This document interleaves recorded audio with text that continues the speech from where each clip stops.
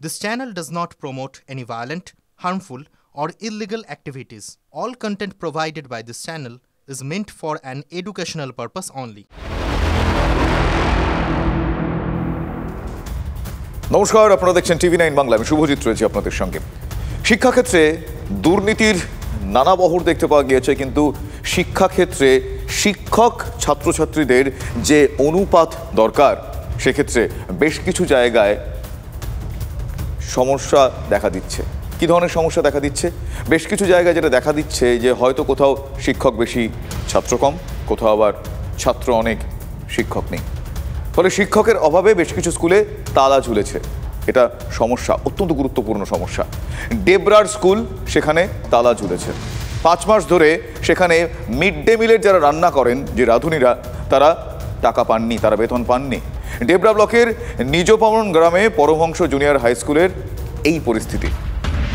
6 মাস ধরে স্কুলে পঠন পাঠন একেবারে বন্ধ। স্কুলে একজন মাত্র শিক্ষক ছিলেন, 5ম থেকে 8ম শ্রেণী পর্যন্ত প্রায় 35 জন ছাত্রছাত্রী সেখানে, কিন্তু একমাত্র শিক্ষক তিনি অবসর নিয়েছেন। তারপর স্কুলে পড়ানোর মতো কেউ নেই। ভাবুন, স্কুলে ছাত্রছাত্রীরা রয়েছেন, একজনও শিক্ষক নেই। 5 মাস ধরে মিড ডে মিল যারা রান্না করতেন, যে রাঁধুনিরা, তারা বেতন পাননি। রান্নার জন্য এলাকার মুদির দোকান থেকে জিনিসপত্র আনা হয়েছিল, সেখানেও টাকা দেওয়া হয়নি বলে তারা অভিযোগ করছেন। স্থানীয় পঞ্চায়েত সদস্য অনিন্দ দাস তিনি জানিয়েছেন বিষয়টি প্রশাসনকে জানানো হয়েছে। বিষয়টি খতিয়ে দেখতে বন্ধ স্কুলে পরিদর্শনে যাবেন বলেও ডেবরার বিডিও জানিয়েছেন। কিন্তু এই অচলাবস্থা, স্কুলে তালা, ছাত্রছাত্রীরা অসহায়, কারণ একজন শিক্ষকও নেই। যতদিন স্কুল খুলছে ততদিন আমরাই রান্না করি, কিন্তু আমরা স্কুলে রান্নার টাকা পাচ্ছি না। মানে মিড ডে মিলের রান্না করতে, মানে মিড ডে মিলের কতদিন ধরে পাননি আপনারা? আমরা আজকে 5 মাস টাকা পাইনি। 5 মাস টাকা? না না। আর স্কুল কতদিন বন্ধ রয়েছে? 6 মাস। আচ্ছা, 5 মাসের আপনারা টাকা? না না না, আগে যে শিক্ষক ছিল তাকেও আমরা বলছি, সে 2 মাসের টাকা না দিয়ে রিটায়ার হয়ে গেল। তারপর পরে যে আবার স্যার আসছে, সে স্যার বলছে ঠিক আছে আমরা দিয়ে দেবো, কিন্তু আমরা টাকা পাইনি। কী করতে স্কুল বন্ধ হলো তাও আমরা জানিনি। লাস্ট যিনি টিচার ছিলেন চার্জে, উনি রিটায়ার করার পর এই স্কুলে আর নতুন করে কোনো শিক্ষক নিয়োগ হয়নি। ফলে যে স্টুডেন্টরা ছিল তারা রাধামোহনপুর বিবেকানন্দ স্কুলেই বেশিরভাগ স্টুডেন্টরা চলে যায়। সেই অবস্থা থেকে স্কুলটা আজ বন্ধ। আমরা বহুবার বিভিন্ন জায়গায় জানিয়েছি, দলীয়ভাবে জানিয়েছি, আমাদের পঞ্চায়েত সমিতিতে জানিয়েছি, কিন্তু আজ পর্যন্ত কোনো সুরাহা হয়নি। এবং নতুন করে স্কুলটা খোলার ব্যাপারেও কারো সেরকম কোনো পদক্ষেপ আমি এখনও পর্যন্ত লক্ষ্য করতে পারিনি। না আছে টিচার, না আছে সেরকম ক্লাসরুমের সেরকম ব্যবস্থা, না রাস্তার ধার দিয়ে হারে স্কুল, যেটা বাউন্ডারি থাকবে, কিছু থাকবে, কোনো কিছু নেই। যার ফলে এই জায়গাটা একটা অন্যরকম পরিস্থিতি তৈরি হয়েছে। এই বিষয়ে আমি সকলেই দৃষ্টি আকর্ষণ করতে চাই, যাতে স্কুলটা আবার আগের মতো চালু হয়ে যায় এবং শিক্ষক যেন নিয়োগ হয় এবং স্কুলের পরিকাঠামো যেন একটু ভালো হয়। বুঝতেই পারলেন কি পরিস্থিতি এরকম হলে ছাত্রছাত্রীদের কি দশা। এবার আরও একটা পরিস্থিতির কথা বলি। এগুলো সবই ইন্টার রিলেটেড। হাতে সাদা খাতা, কল্পনা করুন, পেন্সিল দিয়ে নিজের নাম লেখার চেষ্টা করছে ছাত্রছাত্রীরা। ধরুন কারোর নাম পার্বতী, কারোর নাম আকাশ, কারোর নাম দেব। তারা একবার লিখছে কোনো রকমে, অনেক কষ্ট করে, আবার রাবার দিয়ে, ইরেজার দিয়ে ঘষে ঘষে তারা তুলছেন। এরা প্রত্যেকে, যাদের নাম বললাম, 4র্থ শ্রেণীতে পড়ে। তারপরেও মাতৃভাষায় নিজের নাম লেখা তারা রপ্ত করতে পারেনি। না, এই কথা শুধু টিভি9 বাংলার ক্যামেরাতেই ধরা পড়েছে এমনটা নয়। অভিভাবকরাও এই অভিযোগ করছেন। তারাও বলছেন যে স্কুলে ঠিকমতো পড়াশোনা হয় না, কি করে তারা শিখবে। আলিপুরদুয়ার জেলার আদিবাসী অধ্যুষিত এলাকায় প্রাথমিক শিক্ষার এই হাল দেখে গ্রামবাসীরাও যথেষ্ট উদ্বেগে। তাই এক এক করে স্কুল ফাঁকা হয়ে যাচ্ছে। 165 জন ছাত্রছাত্রী থেকে এখন মাত্র 6 জনে এসে দাঁড়িয়েছে। যদিও শিক্ষকের হিসেবে খাতায় কলমে 14 জন। যখন আদিবাসীদের শিক্ষার মান উন্নয়নে রাজ্য সরকার ঢালাও প্রকল্পের কথা বলছে, তখন আদিবাসী অধ্যুষিত এলাকার প্রাথমিক বিদ্যালয় 4র্থ শ্রেণীর পড়ুয়াদের নিজের নাম লিখতে এই কসরত করার দৃশ্য দেখে কিছুটা বিস্মিত তো আমরা হচ্ছেই, দুশ্চিন্তাও হচ্ছে। এই জন্য বলে পড়াশোনা ভালো হয় না। আচ্ছা, আমার বাচ্চাকে দিয়েছি, এখন নাম লিখতে পারে না। কোন ক্লাসে পড়ছিল? ক্লাস 4-এ। তো শিক্ষকরা কি এটা কি নজর দেয় না? কি জানি, আমি জানি না। শিক্ষকরা নজর দিচ্ছে না? না। এখন যেটা আমি দেখতে পাই আর কি, এদিককার বাচ্চা কাচ্চারা সব ওই যে সামনে আমাদের এই যে মাদুরগাছাবতীতে যে একটা স্কুল আছে, এইখানকার বাচ্চারা যাচ্ছে। তাতে করে গার্জেনদের কাছে শোনা যায়, জিজ্ঞাসা করতে গেলে তো ওরা বলে এইখানকার তো পড়াশোনায় ঠিক নাই, আর এখানকার তো এখন স্টুডেন্টও বেশি নাই। লেখাপড়া নিজের সইটা পর্যন্ত লিখতে পারে না, কিছু না। স্কুলে পড়া তো ওরকমই পড়া হইতেছে। নিজের নামটা লিখতে পারে না পারে না, নতুন মাস্টার আসুক আরও, এই মাস্টারের ট্রান্সফার হয়ে যাক। পঠন পাঠন যথেষ্টই ভালো হয় আশা করি। এবং গ্রামবাসীদের অভিযোগ সেটা আমাদের এখন খতিয়ে দেখতে হবে আরও। মোট কতজন এখানে শিক্ষক রয়েছেন? 2 জন শিক্ষক। তা আজকে তো দেখা গেলো আপনাকে একজন, আরেকজন কোথায়? আরেকজন ছুটিতে আছে আজকে। এটা খুব দুঃখের এবং লজ্জার বিষয়। আমরা বারবার চেষ্টা করে যাচ্ছি, আমরা শিক্ষক সংগঠনের মিটিং ডেকে তাদেরকেও সতর্ককরণ করেছি। আমরা প্রতি মাসে এসআইদের বলে যাচ্ছি। এই তো 4 দিন আগেও একটা এসআইদের রিভিউ মিটিং, সেখানেও আমরা ইনস্ট্রাকশন দিয়েছি। আপনাদের শুরুতেই বললাম শিক্ষক ছাত্রের অনুপাত কি হওয়া উচিত। এবার একটা ঘটনা বলি। এমন একটা স্কুল যেখানে পড়ুয়ার সংখ্যা 81, শিক্ষক কতজন জানেন? 1 জন। ফলে 8ম শ্রেণীর যারা ছাত্রছাত্রী তারা তাদের থেকে নিচু ক্লাস যারা সেখানে যাচ্ছেন, তারা গিয়ে সেখানে ক্লাস নিচ্ছে। মালদার হরিশ্চন্দ্রপুর 1 নম্বর ব্লকের মহেন্দ্রপুর গ্রাম পঞ্চায়েতের গাংনদিয়া বাংরুয়া মাধ্যমিক শিক্ষা কেন্দ্রের এই হাল, হ্যাঁ বেহাল। স্কুলের একজন শিক্ষক মিড ডে মিলের বাজার আর হিসেব সামলাতে ব্যস্ত থাকেন, ক্লাস নিতে পারেন না তিনি। স্কুলে পড়াশোনা বাদ রেখে যে সবই হয় তা স্বীকার করে নিতে এক প্রকার বাধ্য হচ্ছেন প্রধান শিক্ষক। ভাবুন পরিস্থিতি। একটাই মাস্টার, তো এই সব ক্লাস সামলাতে পারছে না, তো মাঝে মধ্যে আমরা এই ক্লাস নিয়ে নিই। কোন ক্লাস এগুলো? এগুলো 5 ক্লাস 6 ক্লাস। বলছি এখানে কতজন শিক্ষক আছে? 1 জন। তুমি কি ক্লাসে পড়ো? 8-এ। আর তোমরা কোন কোন ক্লাস নিচ্ছ? এখন আমাদের 5, 6, 7, 8। ভর্তির সময় যখন আসে, ভর্তির সময় মানে ডিসেম্বর জানুয়ারি দিকে, তখন একা মানুষ ডোর টু ডোর গিয়ে ছাত্র কালেকশন করি। আমাকে ব্লকে, এসআই অফিসে, মিড ডে মিলের বিভিন্ন হিসাবপত্র এগুলো করতেই তো সময়টা চলে যায়। তবুও ছাত্রদের উপর ভার দিয়ে যা টুকটাক পড়াশোনা হয় ওটাই। ম্যাডাম, এসআই ম্যাডাম ছুটিতে ছিলেন, আমি আবার গিয়ে ওকে রিমাইন্ড করেছিলাম যে আমি আপনাকে দরখাস্ত দিয়েছি, এর ব্যবস্থা কী নিচ্ছেন। উনি বলেছেন যে ঠিক আছে, আমি বিডিওর সঙ্গে মিটিং করে যদি কোনো গেস্ট টিচার দেওয়া যায়, হ্যাঁ গেস্ট টিচার কোথায় আছে কি না আপনিও খুঁজে দেখেন। আমাকে বলছে যে আপনিও খুঁজে দেখেন, আমরা দেখছি, এটাই বলেছি, আর কিছু করেনি। কি পরিস্থিতি একবার ভাবুন। কোথাও অধিক শিক্ষক কিন্তু পড়ুয়া নেই, কোথাও আবার পড়ুয়ার সংখ্যা বেশি থাকলেও শিক্ষক নেই। বাংলার স্কুলে স্কুলে উঠে এসেছে এরকম অসম বিভাজনের ছবি। শিক্ষকের অভাবে বন্ধ হচ্ছে একটার পর একটা স্কুল।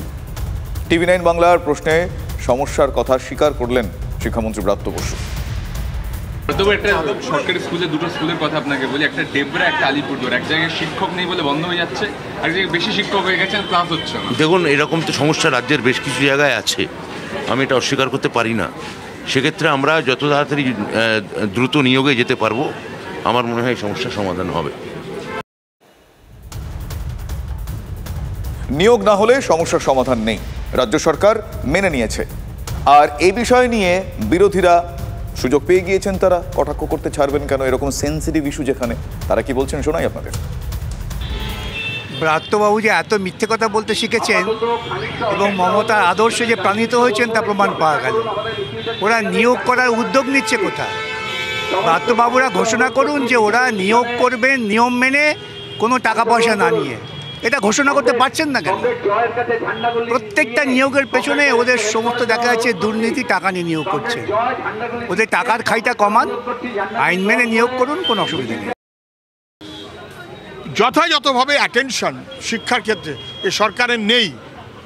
নিয়োগ নেই, টাকার বিনিময়ে নিয়োগ, তাছাড়া নিয়োগ হবে না। এবং কোথাও কোর্টের নির্দেশে নিয়োগ বন্ধ হয়ে গেছে বলে যা বলছে সরকার, বেঠিক বলছে। সরকারি 6.5 লক্ষ শূন্য পদ কে বাধা দিয়েছে? কোন কোর্টের নির্দেশ? স্কুলে হাজার হাজার শূন্য পদ, 3.5 লক্ষ, স্কুল কলেজ সব মিলিয়ে কে বাধা দিয়েছে? কোনো এম্বার্গো নেই, এম্বার্গো নেই। একটাতেই এম্বার্গো আছে, দুর্নীতি করে নিয়োগ করা যাবে না, টাকার বিনিময়ে নিয়োগ করা যাবে না। যেহেতু এই সরকার দুর্নীতির পাশে থাকছে, সেই কারণে নিয়োগ করার সাহস পাচ্ছে না। দুর্নীতি মুক্তভাবে নিয়োগের ব্যবস্থা করতে হবে, শিক্ষাকে বাঁচাতে হবে। শিক্ষামন্ত্রী তো স্বীকার করেছেন, এটা আমাদের সৌভাগ্য, বাংলার মানুষের সৌভাগ্য। আজকে কত হাজার স্কুল বন্ধ হয়ে যাচ্ছে, কত পোস্ট খালি রয়েছে। আজকে সব থেকে বেশি স্কুলে মেয়েরা ক্লাস 10-এর আগেই স্কুল ছেড়ে দিচ্ছে, ড্রপ আউট। ছোট ছোট বাচ্চাদের তারা ছোট বয়সে বিয়ে হয়ে যাচ্ছে, স্কুল যাচ্ছে না। আজকে যদি কন্যাশ্রী দিয়ে আর সবুজ সাথী দিয়ে যদি সব কিছুই হয়ে যেত, তাহলে আজকে এই দিনটা দেখতে হতো না। স্বচ্ছতার সঙ্গে নিয়োগ দাবি করেছেন প্রধান শিক্ষক সংগঠনের নেতা চন্দন মাইতি এবং শিক্ষাবিদরা। শূন্য পদে স্বচ্ছতার সঙ্গে অবিলম্বে নিয়োগ চাইছি আমরা। তা না হলে পরে পুষ্পবিহীন পূজা আয়োজন, ভক্তিবিহীন তান, রবীন্দ্রনাথের যে ভাষা, ফুল ছাড়া যদি পুজো হয়, ভক্তি ছাড়া তান গাওয়া হয়, ঠিক সেরকমই চলছে শিক্ষা ব্যবস্থায়।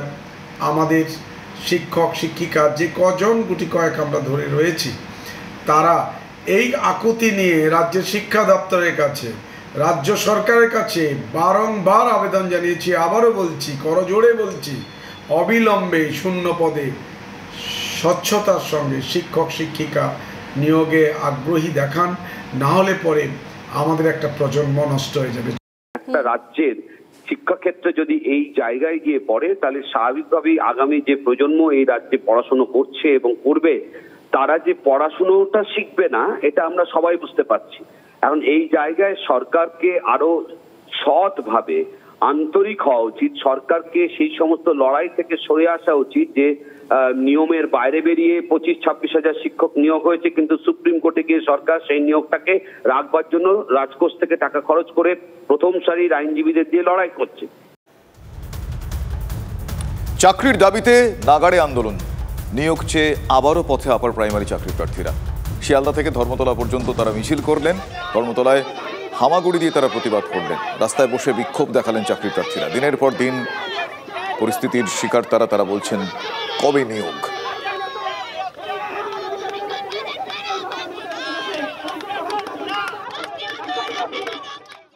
বিগত 10 বছর ধরে নানা বিক্ষোভ কর্মসূচি, দাবি একটাই, চাকরি দিতে হবে।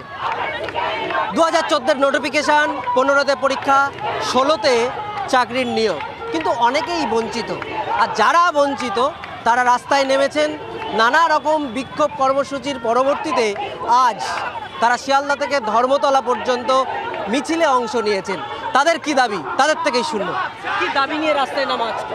আমরা 2014 সালের পরীক্ষা দেওয়ার পর সরকার পক্ষ থেকে নোটিফিকেশন দেওয়া হয়েছিল যে এই 3B রুলস অনুযায়ী ইন্টারভিউ 10 দিন আগে পর্যন্ত সমস্ত সিট আপডেট করে নিয়োগ দেওয়া হবে, কিন্তু সেটা করা হচ্ছে না। তাই আমরা রাস্তায় নেমেছি যাতে সিট আপডেট করে সমস্ত বেকার যুবক যুবতীরা বিদ্যালয়ে যেতে পারে।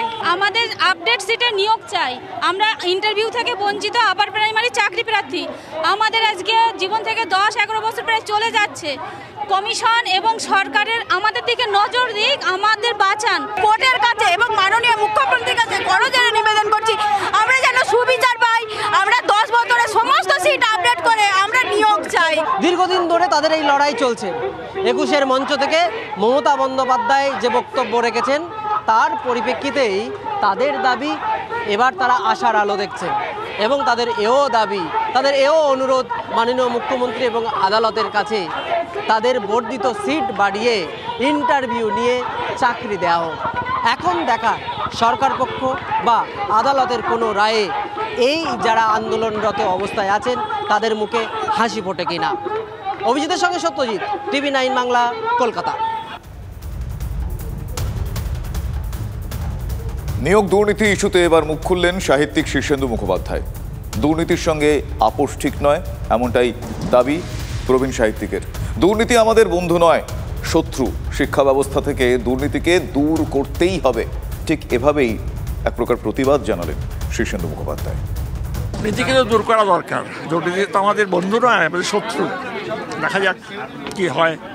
দুর্নীতির সঙ্গে আপোষ করা চলবে না, এটা আমার মত।